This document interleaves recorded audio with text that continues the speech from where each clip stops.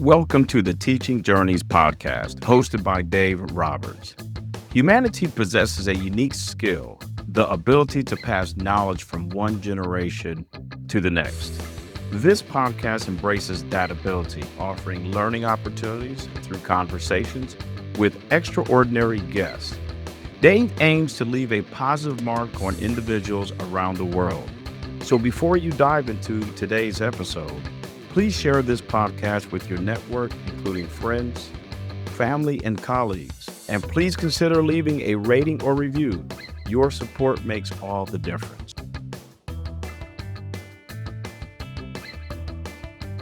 Hi, everyone, and welcome to another episode of the Teaching Journeys podcast. I'm your host, Dave Roberts, and today it is my pleasure to have as my guest, Kari Wells. Kari is an Interview Bravo TV personality, an author, speaker, philanthropist, and the author of the new book, From Attitude to Gratitude, 15 Practices for Transforming Pain into Power. Kari Wells is a British-born television personality, actress, and entrepreneur, admired for her signature poise, both on and off the screen. Best known as the breakout star and fan favorite of Bravo's Married to Medicine, she was christened the Queen of Class by Andy Cohen, a title she carries with warmth and humor.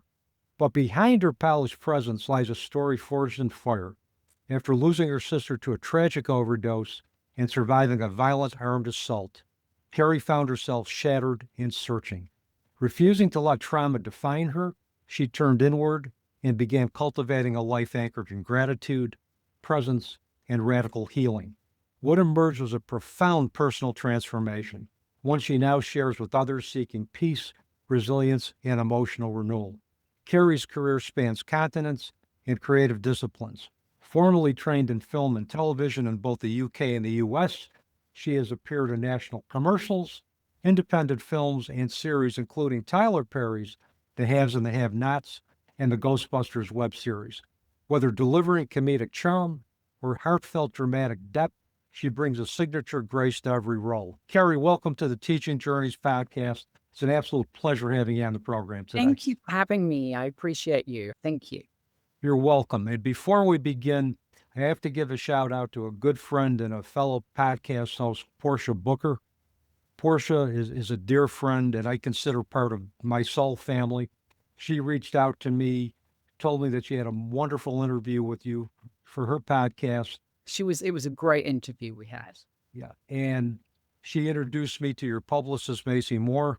And Macy very effectively facilitated the arrangements to make this happen today. So I'm grateful to both you and Macy for making this happen today. Thank you. And thank you, Portia, too. You've had quite a history of trauma and really life-altering events on two fronts. And where I want to start is the night that you were robbed at gunpoint. Tell us about that night. And what challenges you faced following that event, Kari? It was an October evening. I went out to get a manicure, pedicure, a local salon. And when I finished my treatment, I was one of the last people there. These two armed gang members came in, locked the building because it's a building where a lot of wealthy clients would go.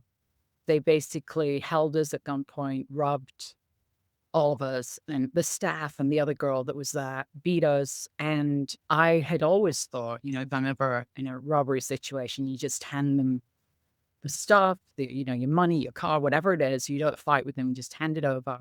And that's that. Well, that was not the case. They held us, beat us, really traumatized a lot of people. They did 10 of these robberies and they shot 3 people. So to cut a long story short, they both ended up getting life. But for me, it was such a traumatic event because I had always thought I'd be fine in a situation like that. I just, hands up, hand everything over. But the guy knocked me out, with his gun. And then when I came around, he thought I was going to grab my phone because I must have been disoriented and I maybe picked something up off the floor. I don't really recall. But he came over and had me on the floor with the gun to my head, screaming he was going to kill me for like several terrifying moments when I thought I would never see my husband and kids again. So the aftermath was really difficult because at the time it happened, you're in such shock. You don't really take everything in. Everything slows down and you go into this like alien mode where you're just like, okay, this is what I have to do to survive. But then afterwards, I knew they had my address, they had my car keys, all of my information. And I was worried because I was a known TV personality that they would come back and kill me because I had seen their faces. So it was the aftermath for me that was really difficult, worrying that they were going to come back and get me and I was a target, and just having to live my life very differently. We sold our home. We put our home on the market. It didn't sell initially, but just changed my life completely because it made me not feel safe in my surroundings. Once you don't feel safe in your home, it's hard to feel safe anywhere. Well, I can imagine the last thing you expected going to a salon for a self-care session was being held up at gunpoint. I first thought it was like a joke because it was near Halloween. Oh, And I thought, this was crazy the way it happened so quickly. But in a split second, realized, no, this is not a joke. This is happening. And it is something that really makes you think differently afterwards. You reassess everything that was important to you previously. And your sense of peace, you realize, is more valuable than anything. If you don't have that, then all the money in the world, all this stuff in the world is worthless. yeah. Because without peace, you can't live in your own skin. Well, as you mentioned, your safety net was shattered. Look, these perpetrators were still out there. They had your purse, they had your address. You're a well-known TV personality. Yeah, the fact that they could have come back and done more damage to you and your family, that had to be foremost in your mind. And Yeah. the other thing, until those perpetrators are caught, Carrie, nobody's safe. There's always going to be that sense of unease within the victims of that action and also the surrounding community. And until those individuals were caught, that's not going to go away. Yeah. And they went on to do more robberies. The FBI got involved because it became like a hate crime. They targeted a lot of Asian-owned businesses. And every time they do another robbery, it was terrifying that they're still out there, still doing those robberies. Yeah, and I was reading an article and an interview that you did with People magazine about the incident, and I'm glad that they were caught. I'm glad they got life in prison, and they ended up doing a string of salon robberies. Yeah, they did. And it was crazy. Like, they shot a woman in the back when she was on the floor. Like, there was no need to do those things. But yeah, they just wanted to terrorize people. Yeah. What was the aftermath like for you? Once the shock wore off, what effects did that trauma have on your mind, your body, and your spirit? I would say until they were caught, I really did go a little bit crazy because I was every day, every night, I had an exit plan, how I would get out of my house, how I would get the kids out of the house. I'd inform the neighbors. I had a plan about how I would do things. We added extra security. We're not gun people, but I had a baseball bat under my bed. Like, at least I'd have a shot to fight my way out. And it was a horrible way of living. Like, every moment, going in the grocery store, going to the cinema, everywhere, thinking, is this going to happen again? Almost it was something I never thought of happening previously. And then it became like an obsession. The day they were caught, it shifted. You still worry about things, but on a more realistic term, I think I went through a stage of just being really paranoid. Yeah. Yeah, and probably hypervigilant as well, too. Yeah. Yeah. A little bit crazy. I went a little bit crazy for a while. So Yeah, I think you mentioned in the People article is that you think you could be prepared for anything until you're actually in it. I think Mike Tyson said something to the fact that you think you're prepared until you get punched in the mouth. in my book, everyone has a plan until you get punched in the mouth. Yep. It's a Yeah. very good quote because you really do think, I always thought, okay, you hand them the stuff, you give them the car keys, whatever it is, and they don't bother you. But that's not always the case. No. It isn't, but I'm glad you survived it. I'm glad you're thriving to it, and I'm glad you're in a position now where you can spread a message of hope and help individuals reclaim their lives after trauma. So thankfully, we're here to talk about this. Yes, I look forward to that. It gives you a sort of new lease of life. You look at life very differently after something like that. And speaking of looking at life differently, I do want to talk about personal loss that forged the strength that you carry today, typically your sister.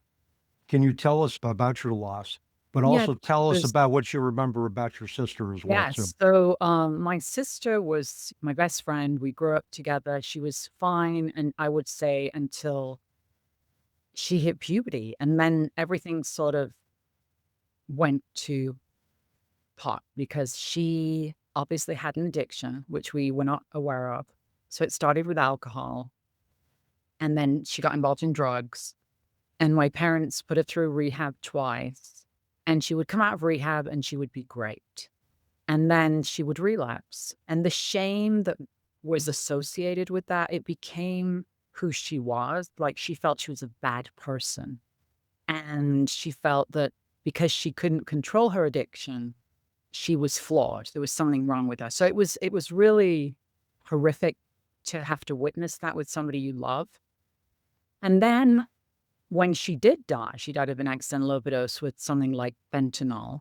This is in England. In England, they have methadone clinics for Yep. heroin addicts. And so methadone is sold on the black market. And somebody gave her some at a party. We don't know who. And it was after her being sober for months. She started drinking. She had a couple of glasses of wine. And somebody gave her this drug and she went home and died. It closes your respiratory system. It shuts it down. Very similar to fentanyl and a lot of the opioids that are out there now, that you think you can have a dose, but then the lethal dose is that micromillimeter more, that tiny bit more. Yep. That is the lethal dose. And that was her lethal dose. And so she died very suddenly. She was 29. And it's, as anyone that has been through any grief, like your world as you know it, it ends. Yep. You learn to live in a new world, Yes. but it's never the world that you were in before. It's something you never get over. You learn to live with it. I mean, you've had a lot of tragedy yourself, unfortunately. It's something that you carry. Yes. But after my sister's death and the robbery and then these other things that happened to me, I decided, that can define you and that can be who you are for the rest of your life. Or you can use it. That pain can become like the batteries that drive you. It can become your power and you can find your sense of purpose. Like even in our deepest loss, it can almost become part of our greatest purpose. And so I just felt after all these things, what is the universe or God or whatever it is you believe in trying to tell me? Like, am I black cloud following me around? What is going on? And for me, that was like a life-changing moment because I stopped asking the question, why is this happening to me? Which I'd asked for most of my life. And I started asking, why is this happening for me? Yep. Who did I become because of this? Yep. And with my sister's death, it did take about 2 years until I could see any glimmer of hope. It's hard to see like any silver lining when you lose somebody you love. But what I feel she left me with, her legacy, was empathy and an appreciation of time. Because all the money in the world can't bring that person back for 1 second. You don't get one more moment with that person, and you would give everything for that. It really shifted for me what value is, like what are we valuing here? And for me, it became, the people I love and the time I have with them, and also how I judge addicts, having seen what she went through. What is your sister's name? Jackie. Jackie. There's two things. I want to address the addiction piece first because we talked prior to recording about the stigma that's associated with addiction. Yeah. In what seemed like a previous lifetime ago, I worked for a state-run inpatient addiction treatment center where we worked with individuals who had both addiction issues and mental health issues. Um, and one of the stigmas about addiction is that that's how these individuals were defined with their addiction. They were looked at because they were addicts, they were looked at as being The unintelligent. lowest, Yeah, the right. lowest. Yeah, and that was furthest from the truth. One of the things I learned very quickly through a very wise mentor and supervisor that I had is you separate the behavior from the person. You treat the behavior not at the expense of the self-esteem of the individual. The behavior is not the person. The behavior is something that that person did. I have worked with many caring, compassionate, brilliant, creative individuals with addiction issues. Many were able to recover. And that's the other part of this that people think, well, people don't recover. Yeah, there's people that don't recover A that die lot from to this. recover. Yeah, but you're right, a lot do. And this is in between. Your sister had periods of time where she was sober. And during those periods of time where individuals are sober, they're doing some great stuff. They may be doing, Great, great people. She was such a kind and considerate person. And you probably know from working with addicts, I think what her downfall was she had got into this early on before her front lobe had a time to develop. And that can define whether people can get sober and clean and overcome their addiction or not. I think it's more difficult if anyone, young people listening to this and you have an addiction or you are suffering with that, get help sooner than later because it's the less time you're on it, the yeah, easier it is almost. yeah, And like you said, it's not character flaw. People feel so destroyed because they're letting down the people they love. They've made promises, I'll never do this again. I promise this is the last time. You know, they might destroy their drugs or they pour bottles of alcohol down the toilet, whatever it is. And then within a short period of time, they're back yeah, doing what they promised God, the universe, everyone they loved, they would never do. And it destroys them. yeah. It's a way that they lose all self-esteem, like you said. Yeah, and I've I've worked with a lot of individuals who felt shame-based, particularly when they came back into treatment again. And I said, look, the fact that you're here means that you didn't get it the first time or the second time you're out, but you're here because you want to get it again. So let's focus on what you didn't get the first two times. Let's work on a plan. Let's revise your plan, but also let's take a look at what you did well to keep you sober. I Yeah, love that because it's taking the sting of the shame out of yeah, it. And I think that allows people to at least take the first step. When they're carrying that shame, it's a lose-lose situation. They're not able to get over a lot of things. Whereas when they're seeing it, like, this is the addiction, it's a disease, I'm dealing with this disease, it sort of separates them from the problem. yeah. And the other thing, and I need to acknowledge the pain of sibling loss because sometimes that doesn't get acknowledged enough. I know you mentioned prior to coming on the podcast that your parents had to bury two children. And as a parent who's walked that unthinkable path, I can empathize with that pain. But the other thing, Carrie, that gets overlooked is the siblings. So sometimes everybody's so worried about the parents that the siblings get the message that Being a parent myself now, that's a pain that you pray no parent should ever have to go through. And I'm sorry that you had to go through that. Yeah, it hurts everybody in the family. yeah, And especially when it's such a young person, such an unnecessary loss, hmm hmm whether it's to cancer, like yeah, your situation with your daughter, or addiction. It's, yeah. you feel this loss of this lives young. But the sibling bond is real. And I ask my students where I teach at Utica University, I say, how many of you would tell your brothers and sisters stuff you'd never tell your parents? And that they raise their hand. Every one of them raises their hand. So Yeah. essentially, you lose a confidant. It's certainly a different type of loss, but it's traumatic nonetheless, and it doesn't get acknowledged enough. And I always make sure to acknowledge that with everybody that I have on the podcast. who has experienced the death of a sibling. So I wanted to make sure that I Thank did you. that today, Kari. And the other part is you said it took you about 2 years before you were able to kind of work through and redefine the world that you were living in. And that also proves that grief is not linear. It's not like after a year you put your grief in a box and then you move on as if nothing had happened. It changes us. And we have to understand that the goal is to work through our grief so that we can accept the fact that our world has changed, but we're willing to live in it anyway and live in it with purpose. I think you hit the nail on the head. There's no timeline, and that's what I like to tell people. It takes what it takes. And for some people, that might be 2 years. Some people, it might be less, hopefully. For someone, it might be a decade.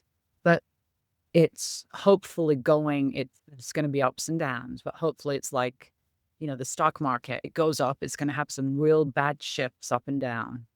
And the stages of grief do not come in the order of No. the book written, the 5 stages of grief. You might get one stage and then the next minute another stage, and it's chaos you're living with. Yeah. But for me, I would say the second anniversary of her death, we always honor her the day that she became an angel in heaven, December 1st. And I decided, like, what can I do to sort of honor her? And she was so kind to people. She really, having been an addict, she'd seen people on the street, she'd seen people in addiction clinics, she'd seen people in rehab, and she'd gotten to know people that society often looks over. Granted, there were some people that were very high up in their professions also that were addicts in those places. But a lot of people had let it go to a part where they might be homeless or borderline homeless, or women that became prostitutes to help their addiction because their addiction was so strong that they sold their bodies. Absolutely. And people that you may cross over the street, you would see, and most people would cross over the street. And she would say, never judge them until you've lived their life, because she got to talk to these people and she got to hear their stories and she got to hear how their life had been destroyed by drugs and alcohol. And so it really gave me a very different view on those people. I never would have had an introduction to that. And it gave me a lot more empathy for the struggles that people go through. It made me kind of more understanding, more aware of how some people, they get dealt the most difficult deck of cards, So that, to me, was her legacy. It was like she gave me this gift of a better understanding. How many years has it been since Jackie's death, Kari? Almost 20. Yeah, it's been over 23 for my daughter. And, there are days that I can relive the pain of grief just because I yearn for her presence for a variety of different reasons. But I've learned very quickly that I don't yearn that long because I realize I can't yearn for something I can't have. And I just am grateful. And I look at those yearnings as another sign that I'm always going to remember her, and as a sign of my continued love for her. And the fact that she's a part of me. Who she is, the best parts of her become a part of me. And that's how I move forward in my life. I move forward It's with beautiful. Yeah. Yeah. Grief is love. It's the other side of love. The love that we have for that person is basically our grief. It becomes how we show up with the pain that we have after they're gone.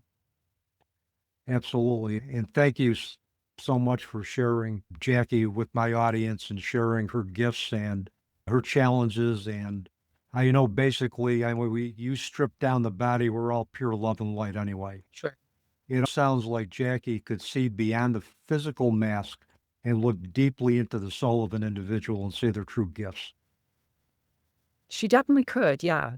It clears away a lot of the BS when you have lived that type of life. You really do get to know people sort of soul to soul. Yeah. And with my tragedies, and I can only assume with yours, if I'm assuming correctly, my BS meter, it didn't take much to set it off. I had no tolerance for trivial BS. 100%. Yeah. And that Yeah, you value time more, you value people more, all of the shallow stuff, it becomes so unimportant. Yeah, it's almost a gift because you get to spend the rest of your life living a purposeful life.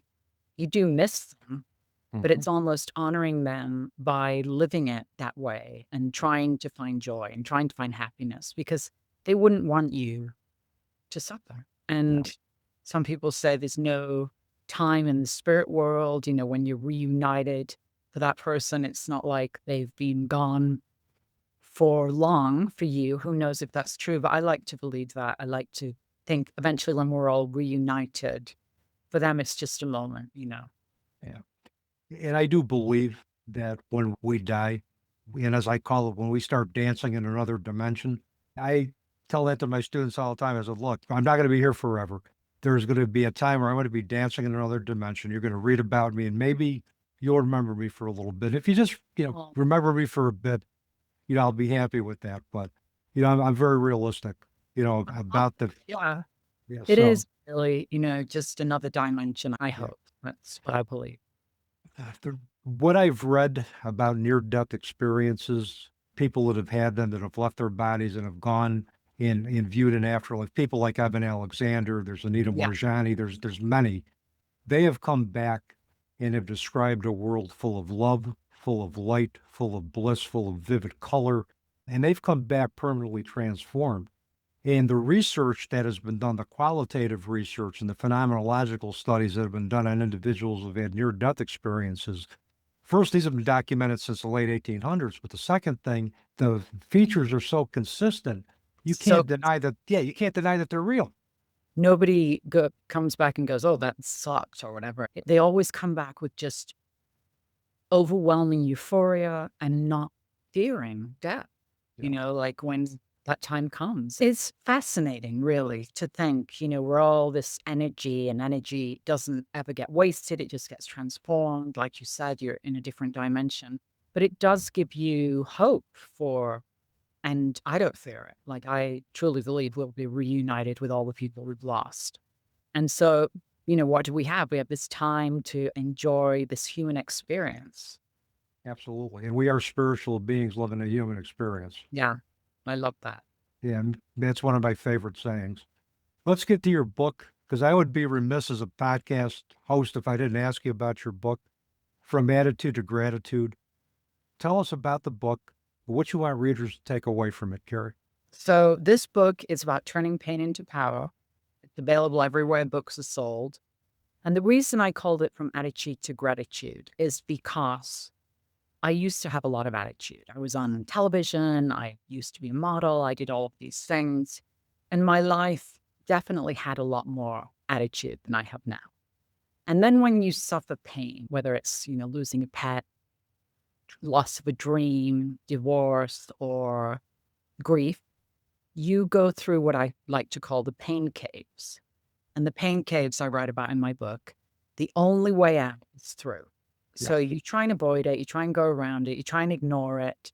And trauma has a way of waiting until you become still, Yeah. and then it will get your attention. Yep. And so, how I have found I deal with difficulties, and it might be just, having a bad day or something, but when you have to deal with something that you never wanted, you never asked for, and it shows up on your door, I call it the pancake. So you sit with that and you are present with it and you acknowledge it and you are your own best friend through it. And you try and be present and think, instead of asking, why me, like try and see the lesson in it. And it's not easy. It involves the courage to Mm. ask difficult questions of yourself and to be able to see what possible benefit could be in this situation, if at all. Mm-hmm. Mm-hmm. And that takes time and it takes courage. But when you get through the pain caves, because there's always the light on the other side, you come out with this overwhelming feeling of knowing who you are. Yep. You are so present in your own body, stronger, more appreciative, more resilient. And what I found for me was gratitude was the journey. So I talk in my book about having this year from hell. Everything's gone bad for me over it. I've had like 4 bad things happen. And it starts with identity theft and then robbery and the armed robbery, employees stealing from us. And I lose some really sentimental jewelry that I got after my kids were born from my husband with their names on, like diamond necklace with little names on. And so I lose that on a flight. And it's just one thing after another. And I'm sitting on the beach in Hawaii, just really upset. And I realize it's the first time I've had to be still. And it was at sunset. It was at the golden hour. And what I write about in my book, you can still appreciate the sunset. You can still, in that moment of your grief or whatever, look up and go, wow, that is a beautiful sunset. Like everything else is falling apart, but you can appreciate that sunset. You can appreciate a nice hot cup of coffee when you wake up having a shitty morning. You can appreciate on the way to work, even if you're worried about your boss and a meeting and the things you're going to have to deal with that day, you can appreciate the trees that you see or some nice thing that you see along your journey. And what I found for me was gratitude became a practice that the more I practiced it, the more I recognized what I was appreciated. So if I focused on the love I had with my family or my friends, some great thing in my life, I would have more of that. And if I focused on something negative, I would have more of that. So for me, it became like, instead of just being thankful for things, it became like a fundamental shift where I would sit present in the moment and go, right now, everything is perfect. I'm healthy. My family, I have, there's a lot going on, but you can appreciate those things because you don't have to look far to see somebody that's saying goodbye to a loved one in the hospital, someone that's getting the call from the police about, a car accident, and I found that the more I would share my stories, the more other people would share their stories. Yeah. It became like this feeling of just grateful for what I did have instead of what I didn't. So it shifted for me. And it's an easy read. Each chapter is based on a lesson I've learned, some the hard way. And it's something you can pick up. You can read a chapter. You can put it away for 10 years. And then when you're dealing with something, pull it back out, because each chapter, I tried to focus on the main forms of human suffering, things that we all suffer with the most, and like an easy way of working through those sufferings. But I tell people, if you're suffering right now, don't think that I just had all this happen to me and then I was like, okay, I'm going to be grateful and everything was great. No, this book was me figuring it out. This book was me working through the pain caves and figuring out the path to a more joyful life. I like the way the book is structured because, as you were talking about, you could read one chapter, put it aside for 10 years or 10 months, pick up another one. People, after tragedy, their concentration levels aren't that great. So they can't sit down and read a whole book, but they can maybe read an article. They can maybe read a chapter out of a book. So the fact that you have it structured like that for individuals who are going through the early grief of any type of loss, that's going to really be helpful for them. So I like the fact that the book is structured like that. It is an easy read, but as you are going through grief, like you said, it's something you just have to be so kind to yourself with. Yeah. Because it's brutal. There's no way around it. But I do highlight some small sort of shifts you can make to try and find a little bit of joy in each day when you're going through them. The scientists have studied, your brain, MRIs of the brain when you're feeling gratitude. It's basically firing up the dopamine sensors. Like it's making you feel more grateful by feeling grateful. Yeah, I mean, there's been other similar studies done. I think a longitudinal study, I think by Dr. Lisa Miller at the Columbia School of Mind, Body, and Spirit. She did a longitudinal study of individuals who had, first generation history of depression and family history of depression. And she asked 2 questions over, I think it was a 5-year period of time. What is the importance you place on spirituality and religion and going to church? I'm paraphrasing that, but for those individuals who placed a high degree of emphasis on spirituality and religion, corresponding MRI brain scans showed a thickening of cortical areas in the brain that were responsible for promoting spiritual awareness. So there's that Yes. scientific connection between, Your awareness beliefs. and brain changes in your beliefs and gratitude as well, too, that would show those corresponding changes in brain chemistry. The other thing, when you mentioned pain caves, first thing I think about of a cave is darkness. You Yes. go into the darkness and the depths of your grief, you confront the pain, but you come out and there's light on the other side. So Yeah. for me, a cave is like a form of rebirth. It's Yeah. it's a form of rebirth for us after tragedy. And it's a way of accepting that there's going to be suffering. Yeah, It's not going to be easy, yeah, but there is light on the other side. yeah.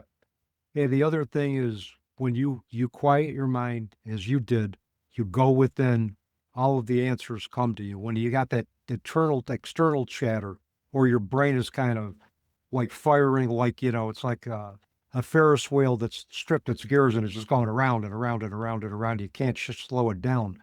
Once you slow it down and you sit in the quiet, you get all the answers you need anyway. I just gave a talk at a local bookstore here, and I was saying I'd spent my whole life searching for wisdom, and I met the Pope in Rome and received a blessing. I'd met the Dalai Lama. I'd meditated in temples in Thailand, and I'd traveled to all these spiritual places. But the greatest thing I learned was sitting on a beach by myself, just working through my pain. Yeah. And what I was telling people is the answers we have, like you said, are within us. Like I didn't learn it in any of those places expecting some miracle spiritual awakening. I learned it in my pain. Mhm. And we do have all the answers if we are confident enough to sit with that and to be aware of it and ask those questions as we're going through it. Like, what am I supposed to be learning from this? Who do I want to show up as after this? Do I want to show up bitter and angry? Or do I want to show up with some joy and empathy and kindness? So it's very much like you said, it's sitting with that, sitting with the quiet and the discomfort for some people, especially now. And it was for me, that quiet discomfort was torture. Now Mhm. I love it. I always needed some outside stimuli to take me away from who I was. Mhm. Now I don't have that.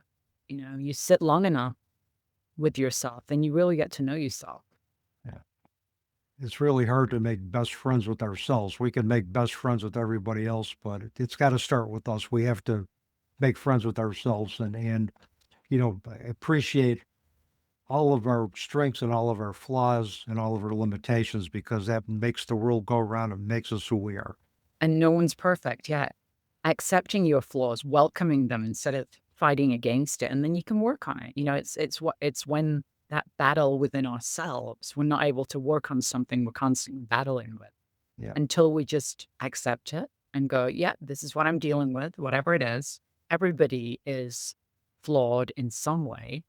No one's perfect. And so it can be fun. It can be fun to really get to know yourself and say, that is quirky. I am like that. Yeah. I laugh at myself. Yeah. Yeah. And I've learned to do that too. I mean, my wife will tell me I'm quirky in some ways, but it's who I am. Yes.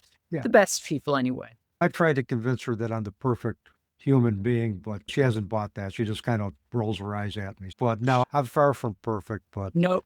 We all are, believe me. I'm the yeah. first in line to admit that. And I think our mistakes are what make us, and we can learn mightily from our mistakes more so than we can from our accomplishments, I think. But Yes. I know in your book you talked about 7 unexpected gratitude practices that can improve our mood, increase engagement with life after tragedy. At the back of my book, because there's 15 chapters and each one can be a lesson in some way. And then I thought someone that just wants to pick up this book or they've read through the book and they kind of get the message of what I'm saying, but then they're having a bad day. And I call it the fundamental 5. It's 5 practices to immediately lift your mood. And some of it you'll have to read the book to understand what I'm talking about. But it's basically, when I am feeling bad, because I do have days when I feel bad, I write a gratitude list. I start the day by writing down, get to 100 things you're grateful for. Start at 10 if 100's difficult. Write down Yep. 10 things you are grateful for. The majority of our suffering is the stories we tell ourselves. It's Yes. not what happened to us, it's the story we associate with what happened. What happened to you is a fact. The story you tell yourself about what happened to you is a story. Yep. And I realized that my thoughts are not facts. They are the stories I'm telling myself. So, for example, if I was late for a meeting or something, and I'm like, oh, God, I'm such an idiot. Why did I do that? Or I screwed up something. That might be the best thing that ever happened to me, because that meeting and that interview or that job or whatever it is might be the worst thing for me. So I like to take everything, all the things that happened to me, on the same level of gratitude. And so the 5 things you can do is starting a gratitude list, not living in the past. The majority of our pain is reliving something we've done. I shouldn't have done this. I shouldn't have done that. I shouldn't have. And so we're constantly playing that, not worrying about the future. If you're driving to work and you know you're going to have a meeting about something that's difficult, enjoy the drive. That meeting may get canceled, or somebody may not show up, or something may change. We don't know the future. So our theories about what's going to happen is also the second part of our suffering. And then getting out of your own head by doing something for somebody else, which is bringing someone a coffee at work, saying thank you, writing a thank you note to somebody, just opening the elevator door and just saying, come in, or opening the door for somebody, or letting them get in the elevator first. Like small gratitude practices, small acts of kindness, and then ending your day with gratitude. So you might go to bed and you're on your phone, doom scrolling, social media, and all the terrible things happening in the world. That's fine. You can do that. But before you go to sleep, do the mental gratitude. So whatever you've written down on your list that morning, you need to recite all of those things. I have a book beside my bed with all the things I'm grateful for. I pick it up, I glance through it. But for me, I could easily get to 100. It takes a challenge, because you have to, some things are going to overlap. Like if you're grateful for your kids, you're grateful for the health of your kids. You're grateful for the education of your kids. You're grateful for the safety of your kids. You're grateful for it goes on, that they're living in a country where they can get food and everything, and they're not starving to death. And then that brings in, each thing that you're grateful for has like 5 things attached to it. If you're grateful for your health, then you start thinking about all the people suffering, and you're like, oh my God, I'm grateful I'm not one of those people. I'm grateful I'm in America and not some country that's being bombed right now. It becomes this practice that the more you do it, it sounds so silly. And if you're listening to this thinking, oh my God, like, toxic positivity, it's really not. It becomes this brain exercise, like going to the gym, that you're building that muscle. And then when you're having a crappy day, you can easily recall on those things, and it gets you out of your mood or your funk that you're in. Yeah. Yeah. And I mean, for me, the older I get, I wake up every day and I thank the good Lord for, allowing me to have another day to sit up and take nourishment. Exactly. Because as you mentioned, we learn through tragedy that each day isn't a given. We learn to value each day of our lives as if it's the last day of our lives. Oh, And we measure abundance differently. So I'm thankful every day that I can wake up and do what I love doing, because I realize that this is the only day that's guaranteed. yeah. And even with the gratitude practice, I would tell my clients keep a little notebook with you and write down even one thing a day for a week, Or right? have a jar that you put it in, like a Yeah. little, Yeah. Have a jar, put it in and pull it out when you're feeling, when yeah, you're feeling negative, when you're starting to feel like, well, what good is my life at this point? Or, yeah. when you start questioning your These, role in the world. Yeah. that becomes a downward spiral of thinking. Absolutely. And I think, as you mentioned too, about the stories that we tell ourselves based on the experiences that have happened. I was reading a meme, I think it was on Facebook, that said something to the effect that sometimes our own worst enemy lies between our 2 ears. It's what we tell ourselves about ourselves that prevent us from achieving our goals, achieving our potential as an individual, and also prevents us from practicing gratitude. So, I have a practice for that in one of the chapters. A therapist, when I was a lot younger, recommended I do it because the most toxic conversations we have can be with ourselves. And mhm, you may not be aware of it. And there's a technique you can use to make yourself aware of it. I wasn't. I was telling myself things over and over that were really negative. And that's how you show up because you tell yourself those things. So you show up feeling those things. yeah, You have to be really your own best friend first. So you wouldn't call a friend up and tell a friend those things. If a friend messed up, you'd be like, oh, you did your best. It was okay. You tried. Or, don't feel so bad about yourself. Maybe, yeah, you know, it's not all going to be negative. But yet when you mess up, it's a barrage of constant feeling bad or criticizing yourself, ruminating in that energy of I'm a loser or however you interpret those words to yourself. But it truly is something you've got to learn to stop doing. yeah, You deserve better. yeah. You deserve to be your own best friend first. Yeah. Once we can be our own best friend, we can be best friends with everybody else. But I also like that the fact that show gratitude by doing something for somebody else, the giving piece, open a door for them, shoot them a smile, say hello to them, buy a coffee for them. It's just those little things that are going to make their day, and it's going to lift you up as well too, because you feel like you're contributing to the benefit of humanity or that human Yeah. being at that particular point. You don't have to even leave your house No. before you see somebody worse off than you. Yeah. Whether it's on TV, the news, or walking down the street, someone at work, disabled person that's doing a job that you're doing and they're struggling doing. So it's this many chances to see how good we have, if that's what we choose to see. Absolutely. Now, Carrie, I have another question for you. It's not even related to anything that we've ever talked about. A good kind of a surprise question. Yeah. But if you could describe the perfect day for yourself, not for anybody else, what would that perfect day look like? Well, for me, at this stage of my life, my kids are in college, and so I'm having to let go as a parent. It would involve spending time with my kids, just hanging out. I joke when I see young mothers because my kids are a year apart. I call them my Irish twins, and I struggled as a young mother. Just they were so in like as soon as they started one was walking, one was crawling. They were going in different directions. So I'm racing here and racing there. And young mums have it, mums of young kids have it difficult with so much going on. There's nonstop activity. I would, if I could go back to that day, like just to spend a day, I would love to do that. A perfect day in the real world is nothing spectacular. Simple day where I get to spend time with my kids. We're present with each other. It doesn't need to be all the bells and whistles. It's just time with the people you love, to me, is the perfect day. Yeah, and everybody I've asked that question to, it didn't involve securing clients, making money, looking at ways to advance their stock at work. It was always about relationships. It was about time with family, time with friends, walks out in nature, things Yeah. were good for the soul. Yeah.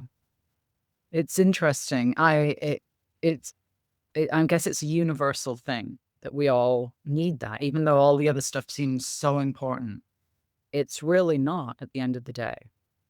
All the material possessions we accumulate, all the money in the world, we're not going to take it with us. Um, what we want to leave behind is legacy. What we want to leave behind is to be remembered Yeah. for the tracks that we left behind. And I think for me, I hope I'm remembered in a good way, and I hope everybody that you and others are remembered for what they've done, not for what they've accumulated. So, Yeah, I hope so too. That's my wish. yeah. Now, one of my last questions for you, you've left us with a lot of good stuff today about gratitude, about transcending trauma. But if you are going to leave our listeners with one thing that you want them to remember from our conversation today, Carrie, what would that be? Being your own best friend first and not being a victim of your circumstances. And that is all related to the stories that you tell yourself about your circumstances. What happened to you is a fact, but how you choose for that to be and show up in your life, that's your choice. So I think that to me is the greatest thing for getting out of something so negative is not being a victim. And you make a great point. We do have a choice in terms of how we live the rest of our life, and we do have a choice in terms of how we transcend tragedy. And we have a choice to not transcend tragedy and choose just to exist. Yeah. And we have free will, but my hope is that any individual who's experienced tragedy is going to be willing to transcend it and be of service to individuals who are going through similar challenges. So Yeah. I think for anyone going through it right now, it's being very kind to yourself. And if it's something that's an old pain you're dealing with, try and become a student of that. Moving from victim to student is, you can research how to do that. I write about it in the book, but that's the most powerful thing you can do. And I mean, we're all in a constant state of learning anyway. The mantra of the podcast is we're all students and teachers, so let's learn from each other. I tell my students, you're not too young for me to learn from you, and hopefully I'm not too old for you to learn from me. I have things that I use that I learned from somebody 40 years ago, a comment or a sentence or a phrase that someone has said to me, and I'm still inspired by that and still using that. These conversations are important. Absolutely. My last question for you.